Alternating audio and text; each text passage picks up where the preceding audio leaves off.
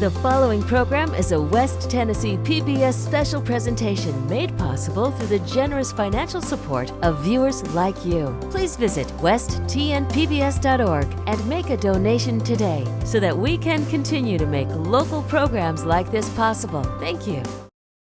12,000 pounds of catfish, parades, rodeos, carnival rides, and don't forget the hush puppies.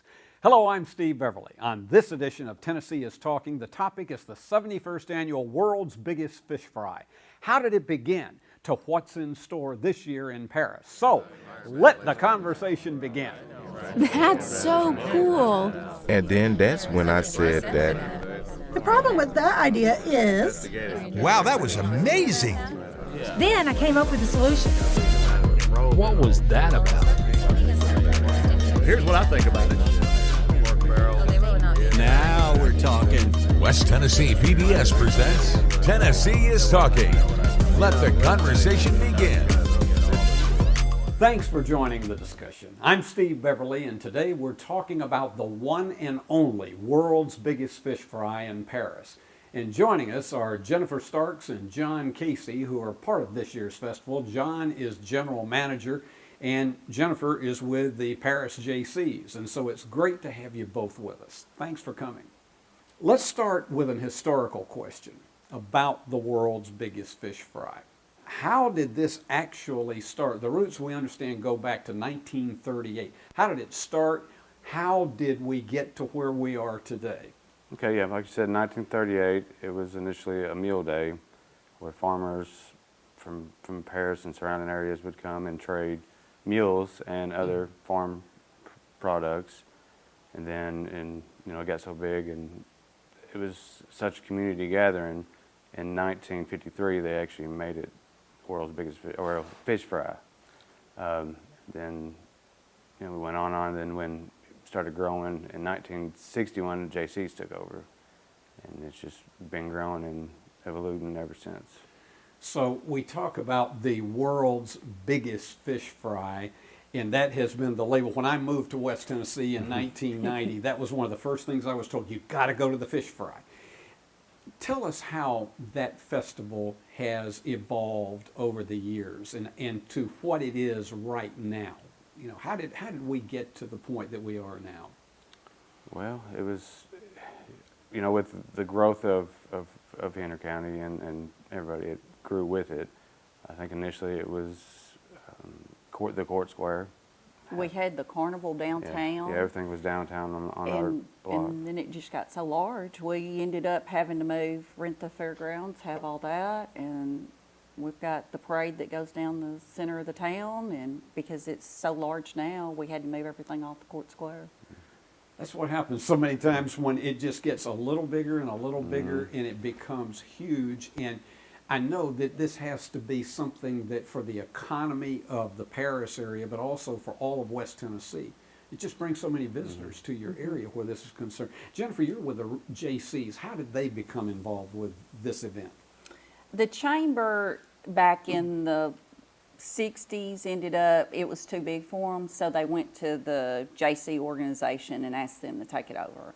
So when the JC organization took it over, we've had it ever since. So all of the fish fry people that are behind the scenes working are members of the Paris-Henry County JCs. And it's just grown, and we've all just kept it. We've kept it going, and of course, we're all volunteers too. So.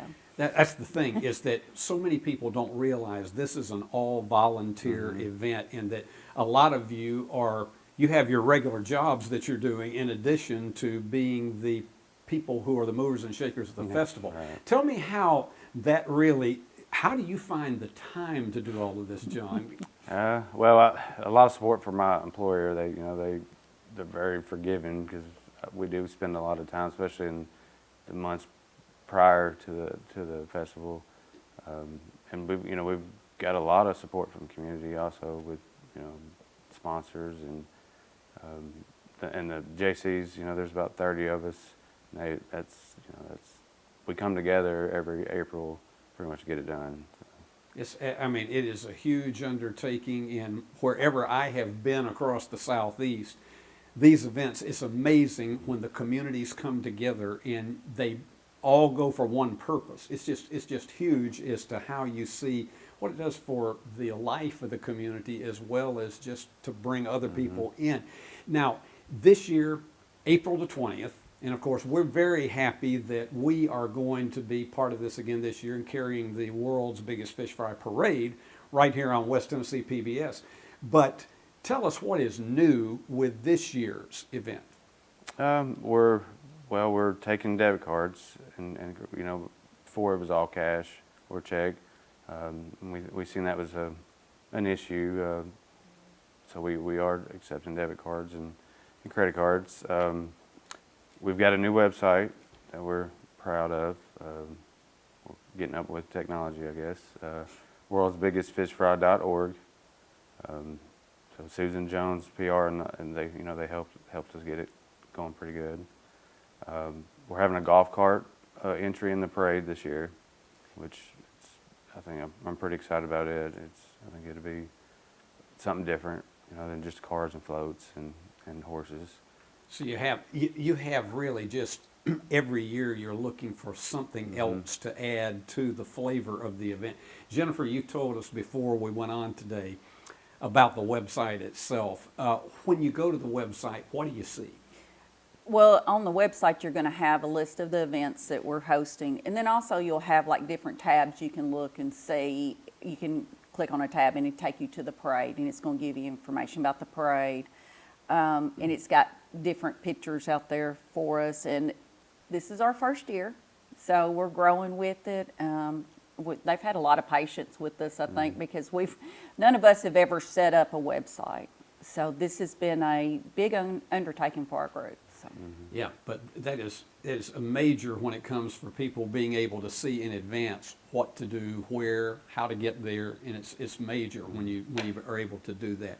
Okay, now I got to get into this because everybody that goes and they eat the fish, how do you go about doing all of this cooking and getting together all the catfish, the hush puppies, everything that goes with that? How do you get all that together?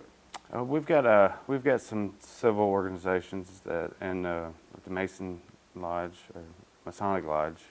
They help cook and do the hush puppies, and we've got local businesses serving.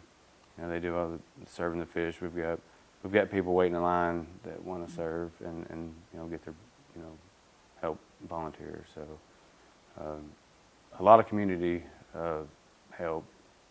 Do you have even a clue as to how much catfish is prepared over that weekend? 12,000 pounds. Woo. Yeah, and I've got some other stats. We do 4,350 pounds of French fries. Yeah, 2,900 pounds of cornmeal for your hush puppies and fish. 3,600 pounds of slaw. So yeah, we go through some products. Sounds like Grandpa Jones on Hee Haw when he's talking about what's for supper, where that's concerned. I want you to tell me, Jennifer, about the community spirit for this event, about volunteers, and about how that part of this works, because you can't make an event this successful without volunteers in your community. Tell us how that works. Everybody comes out in our community, I think, to support us. I mean, they get ready, they get excited in the month of April. Of course, the schools are out. Our local employers pay holiday pay to our employees.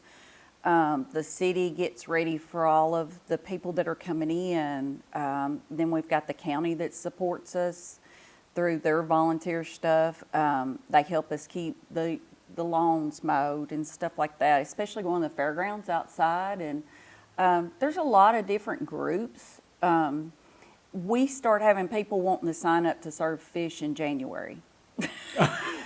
All the groups want to sign up, I think, and people don't realize that. They want to start signing up in January to serve fish. No, I don't know whether you can even put your finger on the number of volunteers that you have. Is there a ballpark figure on that? It may be tough to put that into a key thing there, but particularly civic groups, church groups, so many of those, all of those involved businesses. in it. I mean, when we're talking about, we have all kinds of people that help us with different things and come out. When you're looking at the fish tent, or when you're looking at BPU hooking up electricity for us, or coming to make sure something's working. I mean, we just have a lot of cooperation out of the community. Yeah. I don't think this year, I haven't, come into anywhere where the business has said, no, I don't think so, or every question we've asked, it's been a yes throughout the community. And I know it had to be huge for this event because as we're looking at right here, we're on about the 4th anniversary that the end of the world came when we talk about COVID, to come out of that and be able to get back to what we all had a sense is normal. It has to be really major to think about, hey, we can do this again, and it's not going to be something that we can't achieve all over again. That had to be tough, though, the year that this event could not be held. Yeah, it was tough. Yeah, we came out of it in 21, and everybody, I mean, it was overwhelming. Everybody wanted us to have it. The community, the local leaders, us, everybody wanted fish fry back. They missed the event. They missed seeing all their family and friends. And if you don't know anything about fish fry, a lot of people do it as their family homecomings. So they bring everybody in that has moved off, and they come in, and some of them do their own fish fry. Some do family sittings at the parade. I mean, they go to the rodeos together. So it's pretty cool to see everybody with all their families that they haven't seen in a year. You just mentioned the rodeo. I want to get into this because we think about the parade and eating catfish, but what are some of the other activities that you have during the course of that particular week and weekend? We've got the first event, major event, will be the Demolition Derby on the 20th. Now, where does that go on at? At the fairgrounds. Okay. Yeah, in our arena, same place rodeo is going to be. Then we have our kickoff dance, 5K. What else we got? We got the carnival, starts on Tuesday. We have a Christian concert, a country dance, Yep. And the small fry parade for the little kids. Yeah. And that, when you think about, and I've been here for 34 years in this community, and seeing all the children who are a part of an event like yours, and then years later to be able to look at video of what it was like to be a part of that. Yes. I always say that's the one that mom or grandmother is going to pull out and embarrass you about when you're 35 years Probably. old and show that. What's the biggest challenge about putting together an event like this? I would say the manpower and getting everybody coordinated together. Everybody's busy. This is nobody's full-time job, and it's just organizing, getting everybody to come together between their busy life schedule. I think that's one of our biggest struggles. How about when it comes to looking at what this means to Paris and Henry County? Because we talk all about the fact that it's a tradition, it's an event, people talk about it, but what does it mean to Paris and Henry County for this event to continue to rise to the top? Well, other than the ones you mentioned, tradition and all that, I'd say, it supports the revenue of Henry County. I think people look at us on the map when they start Googling, and world's biggest fish fry, and then they associate it with Paris, Tennessee. I mean, that's what makes Paris, it puts Paris on the map, other than our Eiffel Tower. If you Google world's biggest fish fry, it's anywhere, it's going to show up Paris, Tennessee. So. We talked to you, Jennifer, about the JCs. How deep is their involvement with this, and what do you have as far as the volunteer effort that goes through that organization? I think there's 30 of us, because the JCs are the ones that put on the world's biggest fish fry. So we sponsor it. There's about 30 of us. That group comes out and works and takes their vacation time, dedicates. I mean, we have our family members, our kids. I think we've even had kids taking up tickets and selling stuff and just trying to help us out. So our JCs are a very strong group. They're pretty tight-knit because it takes that, because you're spending a lot of time with everybody. So, John, when it comes to organizing volunteers, all the little details that you have to go to. How early do you start before the next year's event to begin to get this ball rolling? I think we get elected for the GM and all that, so I think we get elected in end of July or August, and that's about when we start. So from August till a couple months after, you know, till we give it up to the next predecessor. So it starts pretty much 11 months of the year. We're planning. How do you go about evaluating when the event's over? You got to have some downtime. You got to decompress a little bit. How do you go about evaluating? Okay, this went well. This one could be improved on. How do you go about doing a post-op on what happened with the event, say this year, and what we will do better next year? And I think we start over when we pass the torch along. That's when when we get together and say, you know, this could have went better last year. Let's do this. And that's why, like, past GMs are on our board, so we can say, this is what went wrong last year. Let's improve this. Let's add this. Jennifer, the parade itself is a monumental undertaking for anybody where that's concerned.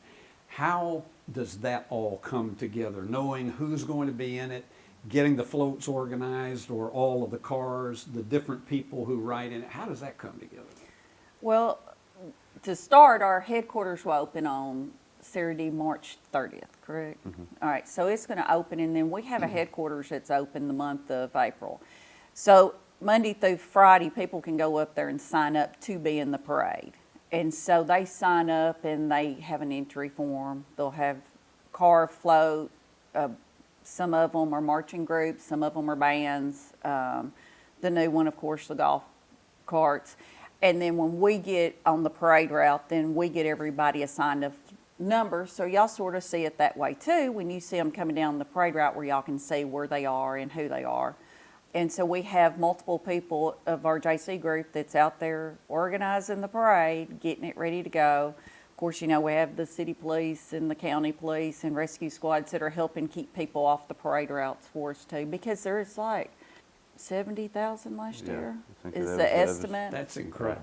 It's a lot of people, and you've got a lot of people in the parade, and then we also have our groups that some people are on multiple floats, and a lot of people don't realize that. So they reach out to us trying to get them to back at the parade route again, and then you've got to go the back streets. So there's a lot behind the scenes and gathering everybody up at the one red light. And John, thinking about this and dovetailing on what Jennifer just said here, when you talk about this influx of people, 70,000 people that are here in the area, it has to be huge for the economic impact in the Paris-Henry County area, because all these people come in, they have to go to a restaurant, they have to stay in hotels, whether it's right there or somewhere nearby. People are spending money there. That has to be huge as really the offshoot of this event. Yeah, absolutely. And it's going to help continue to grow Paris, you know, and as the event gets bigger, you know, more revenue. When you have somebody new that moves into your area and gets involved in a position of leadership, what is it about that gets them involved in the life of the community? Because you got new people all the time that get involved. People that want to give back to the community and be a part of the activities and all that. You know, that's what we always look for, volunteers like that. And Jennifer, what is something that people perhaps don't know about the Fish Fry Festival that they should know? I think they're a small group. Yeah. I don't think people realize that it's all volunteers. There's not anybody paid for this. Yeah. And we take off work and we go and we set up and we clean up and we contact everybody. I mean, we go through a lot that people don't realize is behind the scenes, making sure, you know, you got your permits and stuff, like to have your parade downtown. And I mean, the contacts that we make, making sure there's garbage cans everywhere. People just don't realize all the little phone calls that we make about everything. Yeah, it has to, because we're talking again about attention to detail. And so many things that people don't realize to put on an event like that that makes people want to come back next year. All right, let's talk about how in the course of all of this, what do you do that's an intangible maybe that makes people want to come back next year when you do this? Just thinking about what kind of thing what's the tone that you want to set about Paris and Henry County that makes people want to come back to this year after year? I think the friendly environment. I think people like to see everybody out there at the fairgrounds. I think that they like to see all of us. I think that they want to see their community representation. You know, they want to be able to see their family, their friends. Yeah, people that hadn't seen in years. You know, they get to go in the fish tent. They love the fish tent. I mean, they love to see those posters on the walls with the kids that have colored and did a contest and who the winners were, and they stand in line. Last year they stood in line for hours, and we ran out of fish. We cooked all the fish we had. Yeah, and the determination, it was, we went out there and told them there may be a possibility when you get up here there may not be any fish, and I bet they didn't get out of line. No, they said we'll risk it, and so we've ordered an extra 1,000 pounds of catfish this year. And people don't realize how fast that goes. Yeah. No. And go ahead. Going back to making people want to come back and improvements, we have improved our line. I think last year we were overwhelmed with the number of people that were coming at different spurts. It was inconvenient. We didn't plan for it, so we've cleared out sections for them so it's more convenient and under the weather, protected from the weather as much as we can, and I think it's going to be more organized. The lines are. I want to get back to the spirit of volunteerism because it does make this event what it is. How do you and how does the organization itself, the JCs, everybody else, how do you go about a line of succession for people to learn the ropes about it, and then the next year they move into a different job? How does that work? It's like right now I'm the GM and she's assistant GM, so whatever, she's learning off of what we're doing this year, and that pours into next year's. Whoever the assistant next year is, she'll show them the ropes, and that's the way it goes on and on. We try to get new board members every year just so they learn and see all the attention details that we go through. And how far down does that go from not just the general manager and assistant general manager, but how far down does that go about people learning different areas to make this thing work? There's 6 on the board, Yeah, and then you add on the JC president. Yeah. So there's 6 or 7 on the board. So there's usually 7 times, but like she said, we're close knit. So the JC organization, when we all get together, they see the struggles we're having, and they see what we're doing, and hopefully some of the younger people are learning from what we're doing and carry on. I think the other thing is you really want them on that board for 3 years. I think the learning curve, because as assistant you're learning, and then as GM you're doing, and as the past you've done it. So those 3 together, and if you go through all 3 positions, by the time you get to the past GM, then hopefully that next group is learning everything that these groups have learned previous. We've got just a little bit more than 45 seconds left, so remind everyone where people can find out more about this year's Fish Fry in advance. worldsbiggestfishfry.org. It's our new website, and all the list of events, times, dates, sign-up forms, it'll all be on there. Contact information. Our telephone number? Yeah, our telephone number is 731-644-1143. Well, I want to tell you, this has been fun to learn about the inside and the inner workings of the world's biggest fish fry, and I am so delighted that we're going to be part of that this year again with West Tennessee PBS. John Casey, Jennifer Starks, thank you so much for being with us. We appreciate it, and we are hoping for another great festival again this Thanks year. for having us. Thank you.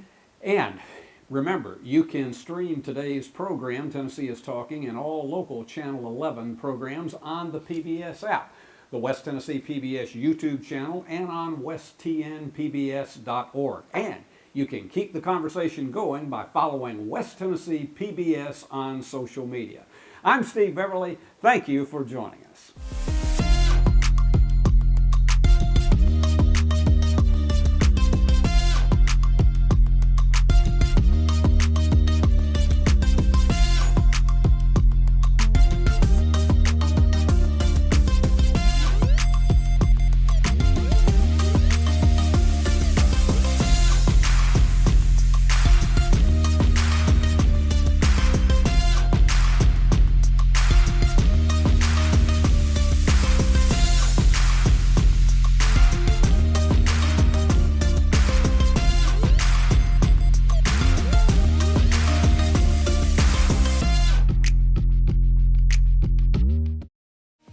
Do you have a topic you'd like to see discussed on a future episode of Tennessee is Talking?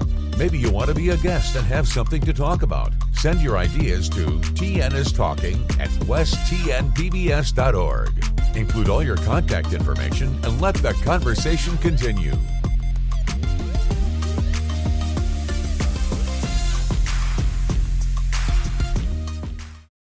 The program you've been watching was made possible through the generous financial support of West Tennessee PBS viewers like you. Please visit westtnpbs.org and make a donation today so that we can continue to make local programs like this possible. Thank you.